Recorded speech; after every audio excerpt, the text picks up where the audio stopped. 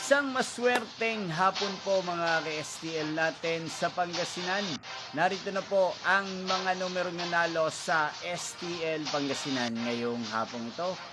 June 14, 2026, 5 p.m. second row result. Yan, kitang-kita nyo na po ngayon sa screen ng inyong cellphone ang mga numerong nanalo sa STL Pangasinan. In exact order po yan.